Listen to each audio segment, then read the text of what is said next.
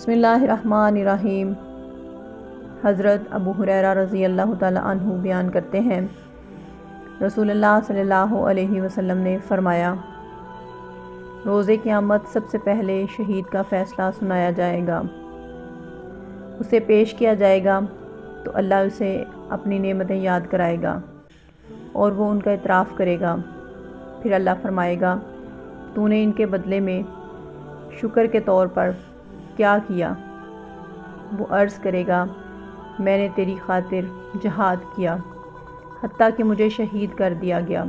اللہ فرمائے گا، تو نے جھوٹ کہا کیونکہ تو نے دادِ شجاعت حاصل کرنے کے لیے جہاد کیا تھا۔ پس وہ کہہ دیا گیا، پھر اس کے متعلق حکم دیا جائے گا تو اسے منہ کے بل گھسیٹ کر جہنم میں ڈال دیا جائے گا۔ دوسرا شخص جس نے علم حاصل کیا اور اسے دوسروں کو سکھایا اور قرآن کریم کی تلاوت کی، اسے بھی پیش کیا جائے گا تو اللہ اسے اپنی نعمتیں یاد کرائے گا اور وہ ان کا اعتراف کرے گا۔ اللہ پوچھے گا، تو نے ان کے بدلے میں کیا کیا؟ وہ عرض کرے گا، میں نے علم سیکھا اور اسے دوسروں کو سکھایا اور میں تیری رضا کی خاطر قرآن کی تلاوت کرتا رہا۔ اللہ فرمائے گا، تو نے جھوٹ کہا، البتہ تو نے علم اس لیے حاصل کیا تھا کہ تمہیں عالم کہا جائے اور قرآن پڑھا تاکہ تمہیں قاری کہا جائے۔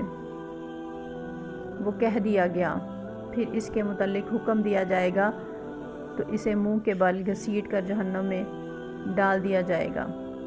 اور تیسرا وہ شخص جسے اللہ تعالیٰ نے مال و زر کی جملہ اقسام سے خوب نوازا ہوگا، اسے پیش کیا جائے گا تو اللہ اسے اپنی نعمتیں یاد کرائے گا، وہ انہیں پہچان لے گا تو اللہ پوچھے گا، تو نے ان کے بدلے میں کیا کیا؟